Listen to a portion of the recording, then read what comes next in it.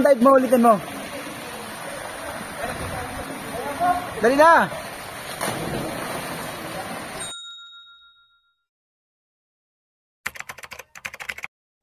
O sige, kung ikaw naniniwala sa Diyos. Okay. Kung naniniwala ka sa Diyos, sige nga, ipakilala mo ang Diyos sa akin. Pakilala mo ang Diyos mo sa akin. Si brother. Ikaw, total, si Papa brother. Diba? Sige nga, pakilala mo sa akin ang Diyos. Sige, ito sa kami mo. Si Jesus. Okay. Isa ano na, sa katangian ni Jesus na naging Diyos na siya.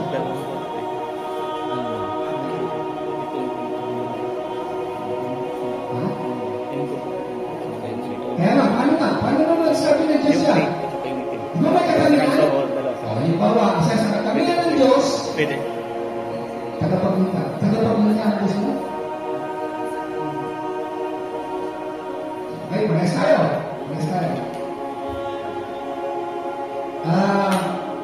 Nanganak yung Diyos mo?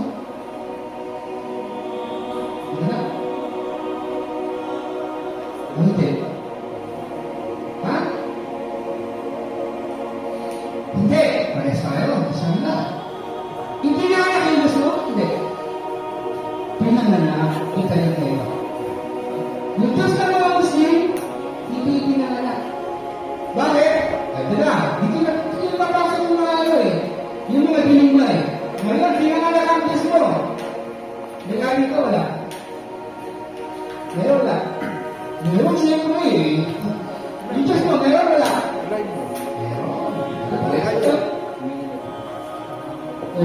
How come, ang Diyos mo, parehas na? Nagpagtong Diyos mo, wala? Meron. Habang mo, ang Diyos natin, magkaroon ng mga gano'n. Alhamdulillah, mga Diyos na Muslim, meron wala? Wala. Diba? Kul, huwag ahad. O Muhammad, sabihin mo sa mga tao, pag may nagagawang sinisyak pa, sabihin mo, siya ay nag-isa. Isa ang Diyos mo, hindi. Isa hindi. Isa lang o marami? Isa lang, ayos tayo. Lam yalid, kul huwag ahad, Allah samad. Wala pa kailangan ng Diyos mo. Meron. Hindi pa kailangan mo lang. Okay. Meron ba? Meron, di ba? Ano sa mga Muslim? Meron ba? Wala! Kasi kung may mga kailangan siya, baka mamutan siya sa ito. Pamaya na, okay. Ano, bibigay ko sa kanya. Pangatlo, lam yalid, walang mulat. Hindi siya nanganak at hindi siya pinanganak. Yung nagkakagano. Kasi pag pinanganak siya, doon na papasok yung mga dilema. Yung mga kahinaan ng pagka-Diyos niya. Kasi bakit? Kung siya ay pinanganak, dadaan siya saan? Saan? Sa puweta. Eh saan yun? Eh natin na gusto nun. Diba? Yung pinapangarap ng mga kalakihan, doon siya lalabas, Diyos mo. How come? Diba? Ito, tatanong ko ngayon, since na, hindi po ito, pag yung rakesin, dahil po, Diyos na, propeta namin si Jesus.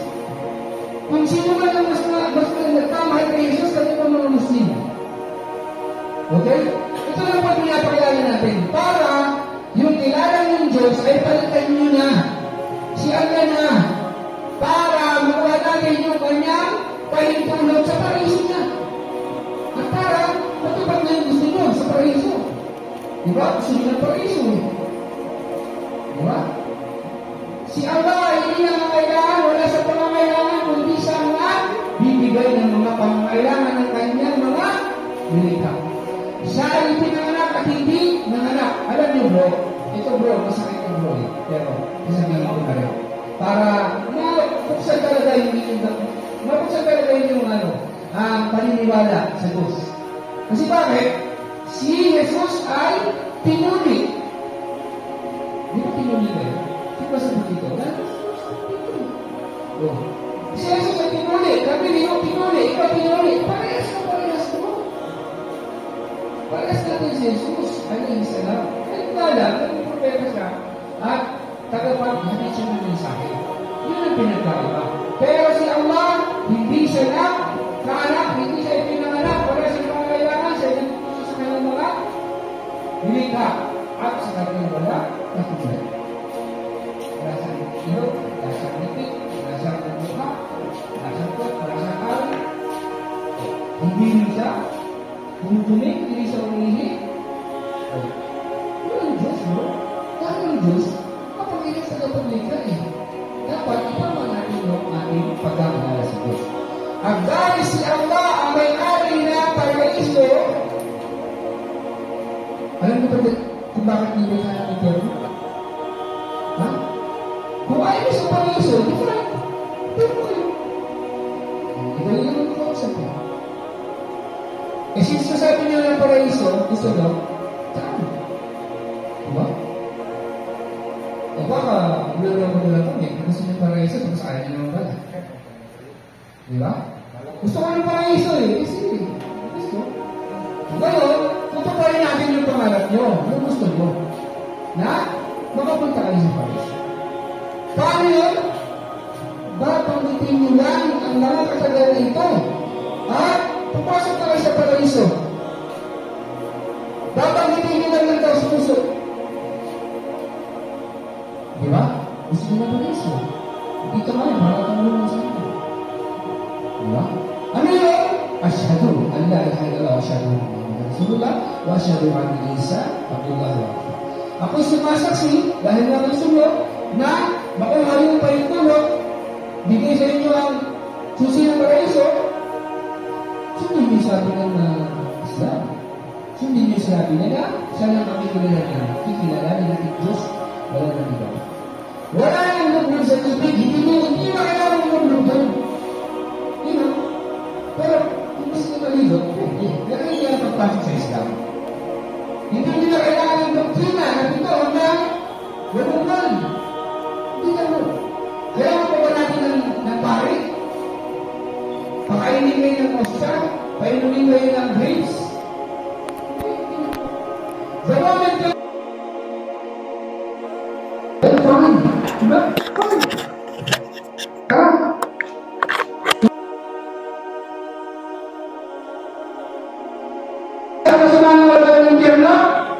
Para ilagay doon yung mga ayaw sa paraiso. Sabi kasi ng Propeta Muhammad sallallahu alaihi wasallam, lahat ng tao ay sa paraiso. O paano mo nangyari? Dahil pala sa paraiso.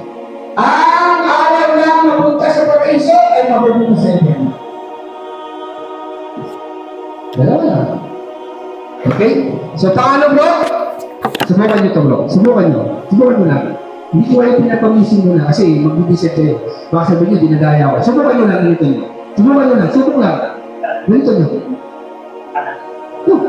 Yan. Subok lang. Hindi pa kayo nag-Muslim. Subok lang eh. Saksi sila, hindi pa kayo nag-Muslim. Ganito lang. Ganito lang, bro. Ganito lang. Ashhadu. Sabi nyo nga? Ashhadu. Mahirap eh. Mahirap hindi. Mahirap hindi. Isa pa. An la ilaha. Yan. An la ilaha.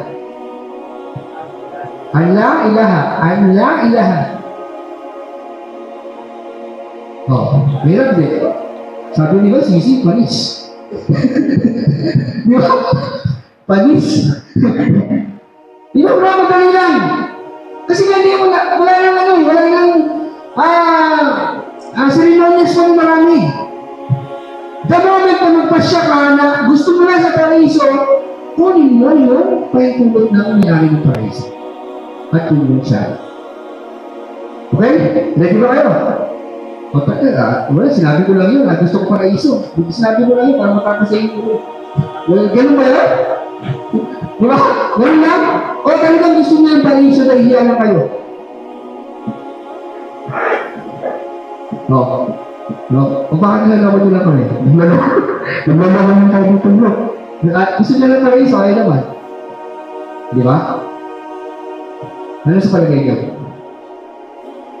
Anyways, wala naman sa palitan din eh. Diba? Like lahat pipin. Sa palitan sa binihiyan. Kayo magpapasya at kayo ang magsasabi. Ikaw, bro, ready ka? Ha? Ano pag-iisipan mo? Ha? Mag-aaral ka? Marami nag-aaral mo. 4 years pa. Hindi na umabot. Namatay na. Ay, ready ka, bro. Hindi mo masalam eh. Hindi mo alam. Kung hindi alam, may natutulog, hindi na nagising. Hindi ko tinatakot, bro, realidad ko. Hindi ko tinatakot. Diba? Baka kasi mag-Muslim na kayo dahil sa tinakot ko kayo, hindi. Bawal yun. Bawal kayo sa pilitin kayo at takutin kayo, bayaran kayo at ano ba, tutukan kayo na ba rin? Hindi, bawal yan sa Islam. Kasi bakit kung gano'n ang gagawin, napakaraming mag-Muslim, bro. Maraming magsasahata, wala naman nag-Muslim. Diba? Ang gabay ay kay Allah. So bakit? Sa dami ng ilang billion na tayo, 1.9 billion na. Nung dati mga 1.6, 1.9 billion na. Tignan niyo yung mga nag-hatch na yan, mga hatch nila, dami. Diba na? Yung nakumbra lang na nakakandami, biglang billion. Sa ibang lugar. Anyway, sila naman pumipili, hindi naman kami, tagaan na naman kami, taga-share naman kayo. Si Brother Isa, dinala kayo dito, para ma-share kayo. Di ba? Kami, magsasalita sa harap nyo, ma-share nyo. Hindi naman kami ang may-ari ng paraiso. Di ba? Kami namin, gusto nga rin namin, kaya nga, nagaganito kami, di ba? Nagsishare kami ng paraiso sa inyo. Para yung may-ari ng paraiso, managot din sa amin. Sabi kami sa paraiso. Ganun din para sa inyo. Di ba? No personalan. Di ba? Walang personalan. Walang sapilitan. At anyways, kayo, matanda na kayo, at may sarili na kayo pag-iisip, may sarili na kayo pagpapasya, at hahayaan namin kayo ang magpasya. Ulit tanong, sino gusto ng gusto?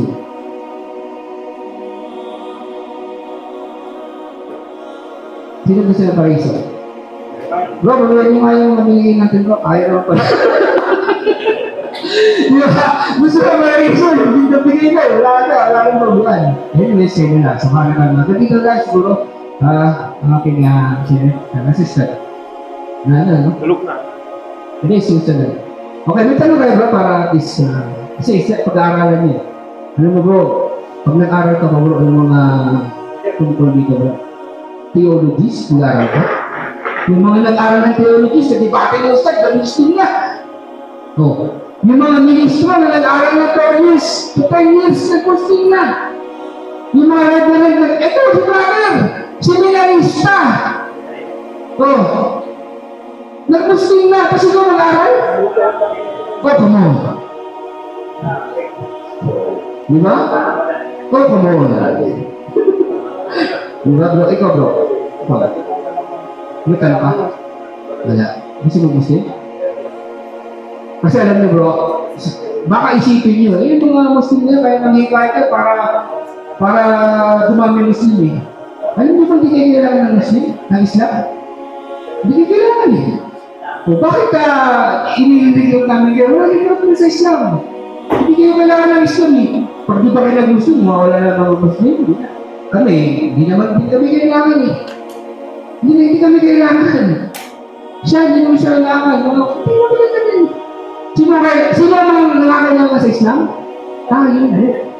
Kasi bakit gusto natin kunin ang pahintulot ng may-ari ng paraiso? Gusto natin kunin ang pahintulot niya para papasukin tayo sa paraiso. Ngayon, kung hindi ka magpa-comply sa nais niya, okay. Diba? Lumilala mo siya ni Pierre. Diba? Sumala ka lang yan dito sa gala. Pero pa, ito muli. Makakaligawa ng lenti. Kami alamin, Assalamualaikum warahmatullahi wabarakatuh. Nakalakas. So, isa pala sa channel. Okay mga bro, para matapos tayo ating siya na mag-swimming tayo. Marunong kayo maglaman. Mayroon ba kayong pangpalutan ganito? Kasi, malalim ba yan? Ay, hanggang ganito lang pa. Kasi alam niyo naman, pero mag-ingat, baka may malalim sa pagdaan. Okay bro, alhamdulillah, thank you at pinamlakan ninyo yung ayan ni Brother Isa. Alam namin na katakumpanya niyo siya, alhamdulillah. Katulad na nabanggit ni Chairman, wala nasakitan sa relihiyon. Nandito tayo sa lugar na to, sa purpose na meeting natin ka na magtatrabaho ng solution. Pero at the same time, dito rin natin nalaman yung purpose ng buhay ay para sambahin ang Panginoon sa kung anong kalooban niya na itinuro ng propeta. Inshallah bro, ganito yung payo ko, lalo na yung bawat isa sa inyo, kayong kaibigan ni Brother Jacob. Trabaho mo, ha? Hindi mo ba pinilit? Hindi naman, kasi... Hindi ko masabihan ka ako. Kaya pa rin. Alhamdulillah, ganito, suggestion, kitang nagdadasal tayo lahat sa Panginoon, nagabayan kayo sa relihiyon niya. At ito ang relihiyon ng Diyos, particularly nasa Quran 3:19. Ang Islam ang siyang pinili ng Diyos. Pagsunod o pagsuko, pagtalima sa kalooban ng tagapaglikha. Ang relihiyon ni Noah, ni Abraham, ni Moses, ni Jesus at ni Propeta Muhammad. Nasa Quran 42:13. Syara'a lakum min ad-din ma wassa bihi Nuh. Sabi doon sa Quran, itinagubilin sa inyo, sabi ng Panginoon kanino sa huling Propeta Muhammad, ang relihiyon na itagubilin kay Noah, na tinagubilin din kay Abraham, kay Moses at kay Jesus. Kaya ito ang relihiyon bro, kung saan al-Islamu lillahi subhanahu wa ta'ala. Pagsunod sa kalooban ng Diyos. Kaya pansinin niyo bro, habang nandito kayo sa Saudi, sa kapaligiran ninyo, pag umabot ng dasal, naririnig niyo yung adan, Allahu Akbar, ang mga Muslim nagdadasal na naghuhugas muna. Pag Ramadan, nagpa-fasting. Diba dito sa lugar na ito, walang naglalasing dyan, walang karaoke, tama ba ko? Walang, kumbaga, hindi katulad sa atin. Kasi nga, dito is ang panuntunan ng buhay ay isinasakatuparan sa lugar na ito. Alhamdulillah, maraming salamat sa inyong oras, inshallah. May sasabihin niyo si Brother Rex. Brother Ray, halika. Kasi siya yung bossing natin actually. Halika bro. Kasi nag-testimony siya, hindi niyo narinig. Balik Islam, pinili ka ba ng mag-isip ha? Hindi naman ito. So, kung sila pipilitin. Susunod na Friday. Sabi nga nila, walang sapilitan sa pagpasok sa Islam. Sa paligid mo, walang mababago. Sa pamilya mo, walang mababago. Pag pinasok mo ang Islam, alin yung na-witness ko, sa sarili mo may bababago. Doon magsisimula.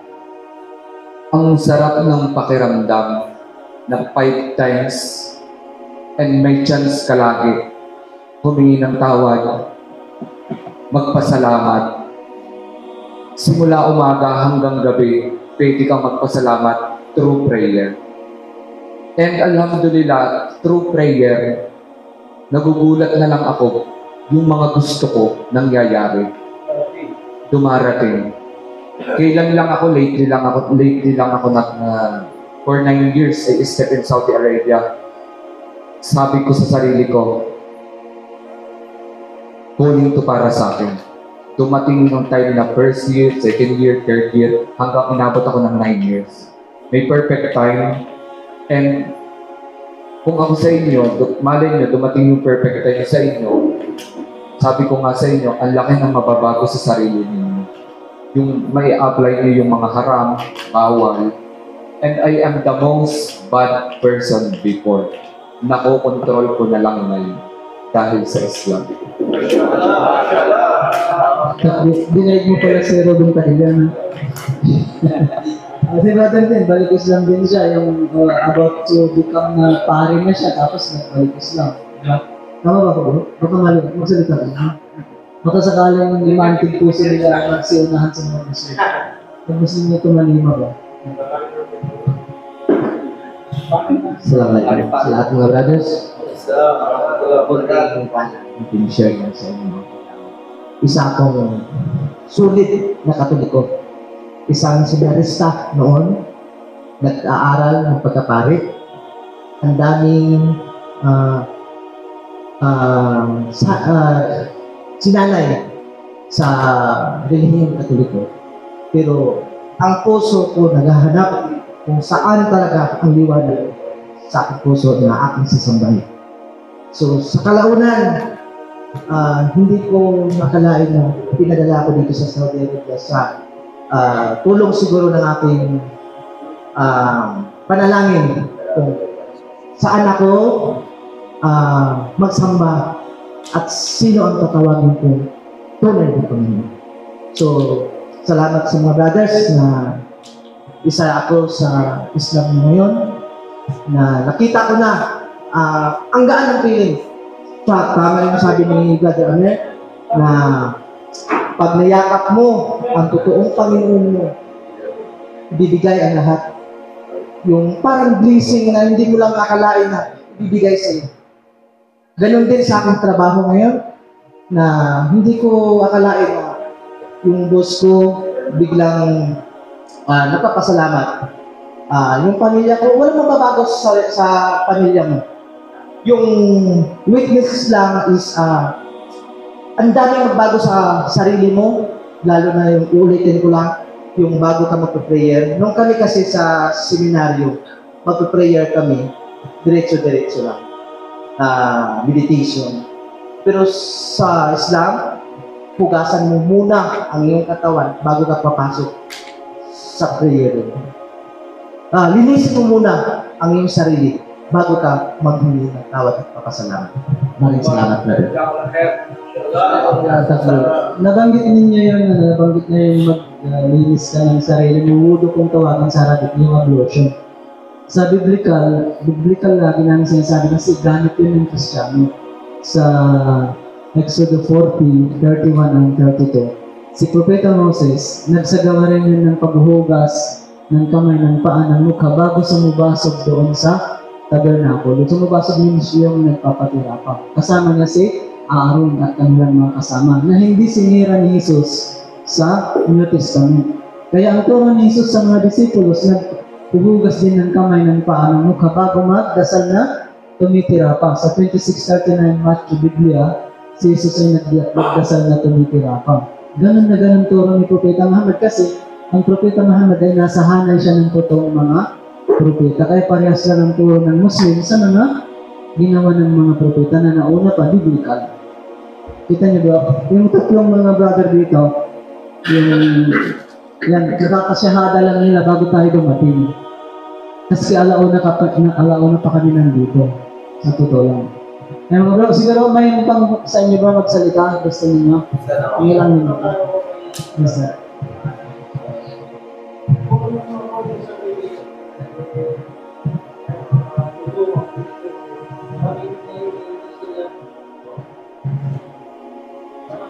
Ang sinabi ko kasi brother, tulad sa amin is spiritual, dahil study kami about spiritual, is more on self-discipline lang, Bible, sa Catholic Catechism. So, yun lang ang sinusunod namin, wala talagang namangangako ng pagpasok ko sa Islam. They have clean their eyes, nose, feet. So, grabe ang pagsamba mo, matainting na panalangin bago mo hawakan ang tunay na papasalamat sa Islam.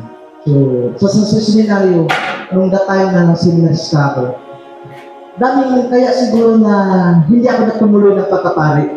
Hindi ko tinanggap yung ordination ng theologians. Kasi gusto ko pang mag-isip. Ayaw ko pang malulong sa mali kong sinasamba. So, naguluhan ako noon. Gulong-gulo. Totoo yan sa sarili ko. Nagpakatotoo lang ako. Ang dami nagkumbin sa akin, mga batch ko na seminarista, iba napapari na, iba lumalabas na rin ang iba. So, sabi ko, decided ko na, hanapin ko talaga kung saan ako,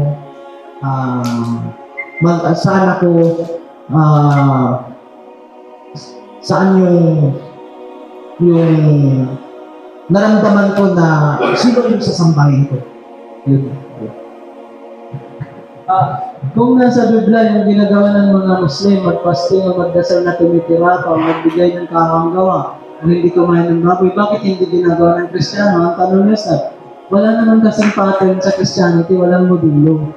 Kung tama ang Kristyanismo at tama rin ang Islam, hindi dalawa ang tama. Eh, ba't hindi tayo magsama? Nag-Muslim kayo. Ay, huwag naman kayo pilitin. Okay bro, Alhamdulillah. Sino pang nais mag-share kahit ilang minuto lang bro? Kilala niyo ito? Pare siya, di ba? Di ba ito yung abito kung tatawagin natin? Oh, itim nga lang, wala. Huwag mo pipilitin yung kasama. At dalawang tayo kayo. Bismillahirrahmanirrahim. Sa nila naway ito ng mga muli, ang kailangan. Masinang walang mga problema. Assalamualaikum sa mga brothers ko, sa mga Muslim, sa mga dito, mga nakakapos. Ako pala si Jacob. 2 taon na nakakalipas na balik Islam ako. Bilang isang Muslim, yung totoong pagbabago sa Islam nilang matatagpuan. Mga Christianity, mga Katoliko din ba kayo, mga bro? Katoliko? Same tayo, parehas din tayo. Mga 2 taon na nakakalipas sa Katoliko din ako. Bilang isang Katoliko, isang Kristiyano dati, lahat magagawa natin, di ba? Wala makakapigil kung ano may naisin natin, lahat magagawa natin. Mag-inom, basta lahat ng gusto mong gawin, malaya kang gawin. Pero sa Islam, kapag naging isang Muslim ka na at gusto mo talagang magbago, yung totoong pagbabago na kapag sinabi nagbago ka na, yung isang bagay na yan, hindi mo na makayang gawin. Hindi mo na siya pwedeng gawin. Ganun ang turo sa pananampalatayang Islam. Na hindi mo na ito gagawin pa. Kung yung ginagawa mo nung Kristiyano ka pa, may iwan mo na to. Hindi mo na siya gagawin ngayon sa Islam. Dito yung totoong pagbabago. At ayun, kung gusto niyo magbago, subukan niyo ang Islam na yung mga ginagawa niyo dati, di ba? Nagiinom tayo dati, mga barkada natin. Pero kapag naging Muslim kayo, marami rin pagsubok na darating sa inyo. Nandyan yung siyempre kung may asawa kayo, may pamilya kayo, nandiyan bakit mo bakit ka nag-Muslim? Ang dahilan mo, di ba? Kailangan, pag nag-Muslim ka, kailangan mo rin mag-aral. Kasi mahirap yung nag-Muslim ka lang na nag-shahada, sumaksi ka, tapos hindi ka na nag-aaral. Kapag tinanong ka ng mga kasama sa Pilipinas, yung pamilya natin doon, ano ang Islam? Sino ang Muslim? Bakit ka nag-Muslim, di ba? Kailangan, meron din tayong kaunting background o paalaman. Yun lang, at alhamdulillah para sa akin, dito na hindi na tayo lalayo na ito, katrabaho ko si bro, alam niya na kapag dumating yung sala, yung panalangin, obligado yun. Wala makakapigil sa isang Muslim. Kapag dumating ang panalangin, di ba nakikita niya naman, kapag dumating ang panalangin bilang isang pananampalataya, hindi ka wala makakapigil sa iyo kasi worship mo yun yung pagdarasal mo sa iyong Panginoon, yan, iniwala ka doon. Hindi ka naman kaya pigilan ka ng manager mo, ng sino mga tao dyan. Hindi ka naman nila kaya iligtas Hindi ka nila kaya iligtas. Ang makapagligtas lang sa inyo kung naniniwala kayo na may Diyos at naniniwala kayo sa araw ng pag-ukom. Yun lang bro, hindi ko nakabahan kasi nagabi na Isa ka stand. Takbir. Pagbabago ba bro? Mayroon din naman sa New Year's Eve. Di ba bro? Mayroon din. Okay, hindi lang natin patagayan kasi yung swimming pool, pinupuno pa yata. Okay, pinapalitan tubig, malamsa na Okay. Gusto nila kasi mapuno. Okay, may sasabihin kayo bro. Baka gusto nyo sa kayo magsalita rin. Tansya nyo. Okay, may magsasalita pa. Ustad, magsasalita ka? May share ka? Hindi, ikaw. Okay bro, para mapunta tayo sa kasi ito naman yung pinakapakay kasi nakakaya naman kay Brother Isa ako. Isang tanong bro, Sino po sa inyo ang nais umakap sa Islam? Gawin natin yung shahada. Shahada means yung first pillar. Pero hindi doon matapos. Kasi pag-aaralan nyo na yung pagdarasal, pagka umabot ng Ramadan, nag-fasting din. Gradually na yun. Yung una lang, yung first step. A journey into space, sabi ng mga taga-England, begins with a single step. Tama ba ako, bro? Nagbubula ko na ito. May sasabihin kayo? Ano masabi, no? Makukulit ba kami? Hindi na nga, di ba? Okay, sino mga isa mag-Muslim bro? Wala na? Pag-iisipan pa? Hindi ba kayo nag-iisip ngayon? Ay, ayaw ko magbubog talaga. Di ba ko nila, alhamdulillah, gaza ka mula kay Ran, alhamdulillah kay Brother Isa, at sa mga brother na nagdala ng kawilang kaibigan, masalas, kapitan. Magsalita ka pa ba? Saglit. Sa yung kapitan, ibuto natin kasi sa sunod kang si Halsel. Assalamualaikum mga brother. Ako balik standing. Ang masasabi ko, huwag nyo lang patagalin kasi hindi natin alam yung buhay. Alam nyo yan. Bukas, makalawa, hindi natin alam. Kaya mas mainam, tanggapin nyo sa puso nyo si Allah. Alam nyo naman, pinaliwanag nila chairman, sila Ustad. Si Jesus, anak ni Maria, hindi siya Panginoon kung hindi mensahero ng Allah. Lipin siya. Yan mga brother. Kaya ako, naguguluhan din nung araw. Ano ko sabi nila, Diyos, kahit pinako ka, ito yan, sama na, paano ka naging Diyos, ipapako ka? Diba? Kaya, nag-aaral ako ng Islam sa Quran. Doon ko, unti-unti natatagpuan kung sino si Nita Jesus. Diba? Yun, pinakamayin mga brother. Habang may oras pa at panahon, magbalik Islam tayo kasi hindi natin alam yung buhay natin. Hindi mo alam, no? Nakikita nyo, bukas, o nadisgrasya, nagulungan, nasugod pa. Mas mainam, tinanggap mo si Allah sa puso mo, masahada ka, at least, makakarating ka sa paraiso. Mga brother? Pamatay ka kahit anong oras, kasama mo niyan, nandiyan si Allah, o di tapos. Kasi sa kabilang buhay, wala na doon kamatayan, walang sakit. Lahat nandyan na yan, pagkain, wala nandyan, bangon ka palagi. Kaya mga brother, huwag niyong patagalin habang may oras pa. Yun lang po mga brother. Hirit na lang bro. Sabi na, magkakarating ka daw sa paraiso. Ang daming nagsasabi. Uy, sabi nila sa amin. Sino nagsabi sa iyo na makakarating kayo ng paraiso? Wala pa naman nakarating doon. Tama mga bro. Dito sa mundo, suntok sa buwan yung pinag-uusapan natin. Pero realidad bro, sina lolo at lola patay na. Isang araw tayo rin. Tama ba mga bro? Diba? Inaantay nga lang tayo, siyempre mahal na mahal tayo ng ating pamilya. Inaantay nila yung pagbabalik natin, yung bakasyon, lalo na yung buwanan na padala. Tama ba ba? Okay. Pag namatay na tayo, wala ni kusing ang madadala natin, kundi yung ating nagawa sa pananampalataya natin. Ano yung mga nagawa natin? Pinakamabigat na magagawa natin yung kabutihan natin dahil kinilala natin ang tunay na Diyos. Yun yung first of the commandments. Very, very first of the commandments. Huwag magtatambang. At ang pinakamasama rin, pinakamabigat sa timbangan ng kasalanan, yung pagtatambal natin. Alam niyo ba na kung hindi nag-Muslim ang tao ay either dalawa lang sa mapunta? Yung tinatawag na mushrik o kaya kafir? Yung nagtambal siya o kaya disbeliever siya? Kaya walang option, brother. Tignan niyo, may atheista kaming nakausap. Sila yung naniniwala lamang sa nakikita. Ayaw nilang paniwalaan yung hindi nakikita. Kaya ayaw nilang gumawa. Okay, ang sabi ko naman, hindi ko nakikita yung paraiso, yung impyerno yung Diyos, pero nagpapakabait na ako ngayon. Sa araw na ito, sa buhay na ito, kung ilang taon mabuhay tayo, nagsala kami, nag-fasting kami. Diba? Di kami, umiwas kami sa masama. Fine.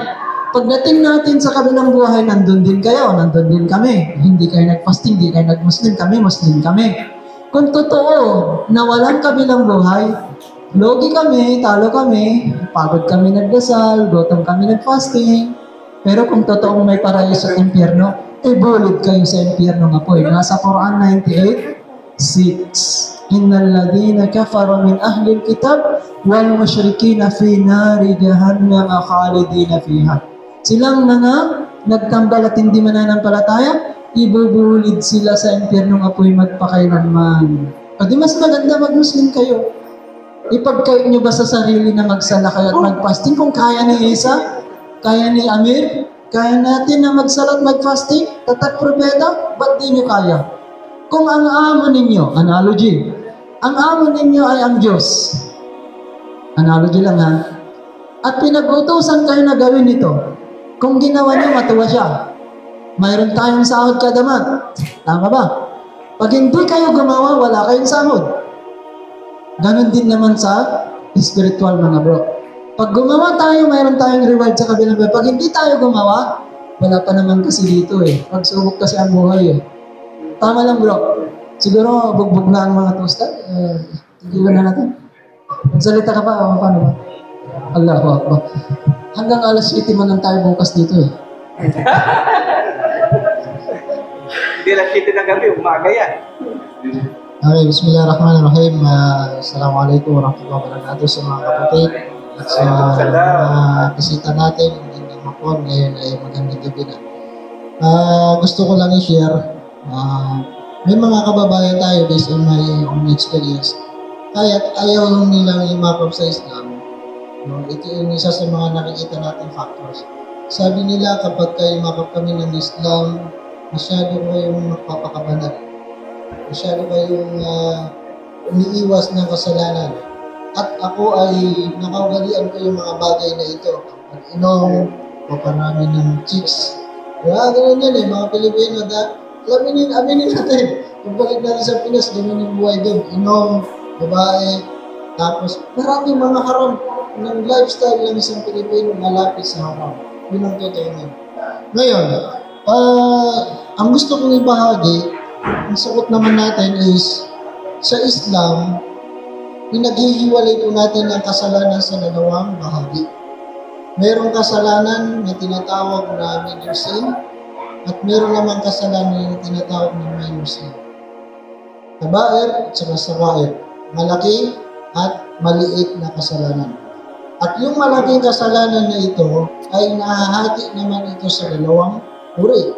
Uri na kung saan kasalanang malaki na ikakalabas sa Islam at meron namang kasalanan na malaki pero hindi ikakalabas sa Islam.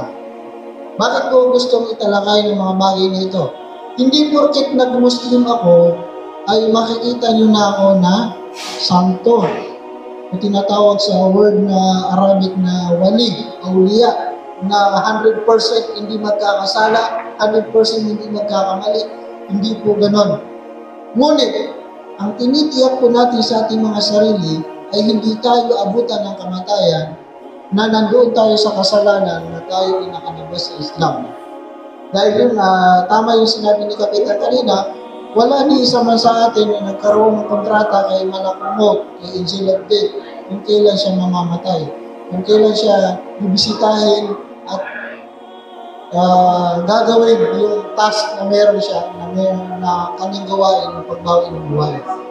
Ang mahalaga, kami na mga Muslim ay umiiwas sa kung ano ang hangganan na kaya namin, pero kapag kami ay nagkasala, hindi ibig sabihin mali ang Islam dahil ang Islam ay perfect. Ngunit bilang isang tao, minsan nagkakamali kami, nagkakasala kami, huwag niyo tingnan yun. Ang pinakamahalaga, hindi kami nakagawa ng kasalanan na ang uri ng kasalanan yun ay yung kakalabas namin sa Islam. Okay? Yung mga malalaking kasalanan minsan, yung isang tao na hindi makaiwas, backbiting, kasi yun na malaking kasalanan. Yung pagiging marites, no? Nauuso na rin ito sa mga kalalakihan, hindi lang sa mga kababaihan. Yung kinukwento nila, yung third person nila, tapos negative side. Malaking kasalanan yun sa Islam. No? Pero hindi ibig sabihin ng isang pagiging Muslim ay sagrado sa lahat ng kasalanan. Hindi po. Kung kaya, huwag kayong mangamba na dahil sa pagyakap sa Islam, ay sabi mo, hindi ko kaya himakap sa Islam kasi lahat bawal. Hindi kapatid. Ang pinakamahalaga, kung ano ang pinakakaya mo sa buhay mo. Kung magkakasala ka man, bumalik ka agad sa iyong tagapaglikha at magtawba o magbalik loob kay Allah, humingi ng kapatawaran kay Allah. So, sa pinaka-summary, hindi po hadlang ang minsan pagkakamali o yung pangamba mo na kapag ako ay lumakap sa Islam, hindi ko kakayanin yung mga ipinagbabawal nila, yung mga utos nila. Basta ang pinakamahalaga, hindi ka mapunta doon sa kasalanan na ikakalabas sa Islam, may pag-asa ka pa rin sa kabilang buhay at sa awa niya. So naway naging malinaw po yun. Okay mga bro, huling tanong, may magmumuslim ba sa inyo? Makulit talaga kami. Ganito. Kasi bakit nyo habol namin ganun? Kasi pag naging Muslim kayo bro, kumbaga, napunta lang kayo sa tunay na pananampalataya sa pag-asa na magkakaroon ng kaligtasan sa kondisyon na magdasal din kayo. Mag-fasting din kayo.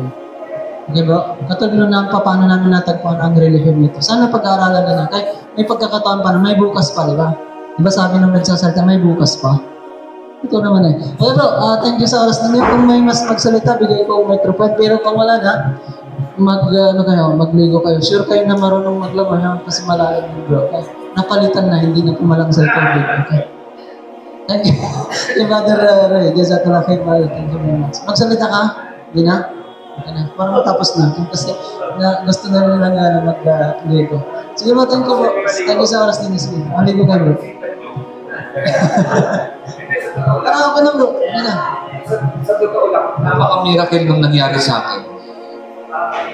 Ako is 5 times nang na-endoscopy dahil sa acidic ako, nagdudugo na, dinudumi ko dugo. And yearly, pag tuwing kinukonvince nila ako na mag-Muslim ka. Sabi ko mag-Muslim ako pero hindi ko kaya mag-fasting kasi nga, na-endoscopy na ako. Hindi ako pwede malipasan ng gutom. Nagulat ako natapos ko yung fasting na walang nangyayari sa akin, parang hindi ako nagugutom, hindi sumasakit ang tiyan ko. Natapos ko ang fasting, natapos ko yung Eid. Ganun siya ka-miracle. And ayun nga sinasabi ko sa kanya na ang gagawin mo lang, pagpasok mo ng Muslim, gagawa ka lang ng mabuti, magpe-pray para sa sarili mo, sa pamilya mo. Yun lang. Walang katulad sa iba na hindi na ako magbabanggit ng kung anong magkakambagan, magkukuhan para magbibigay ng bigas. Ang gagawin mo lang talaga, magpe-pray ka lang, gagawa ka lang ng mabuti. Yun lang. Lumapit na ako itigil. Okay bro, thank you sa oras na baka sabihin nyo naman na hindi namin kayo pinapaligo. Okay? At saka may trabaho tayo bukas. Kung wala, hanggang gabi tayo rito. Tama ba ako bro? Anong oras pa pwede hanggang dito? Di ba may mga kama doon? Pero hindi pwede magkasama sa kwarto ang dalawang mga. Wala rin. Sige bro, okay, take your time bro. Pwede na tayo mag-gawin bro. So, dasa pa mula kayo brothers. Okay, start. Si chairman, masyadong. Magsalita ka isa? Salita ka? Hindi na? Ikaw magsalita ka. Dapat yun, di ba? Eh, baka mabugbog din siya mamaya. Baka sa bubugin ang baka na Take your time bro. Feel free. Take your time, okay? Thank you sa oras ninyo.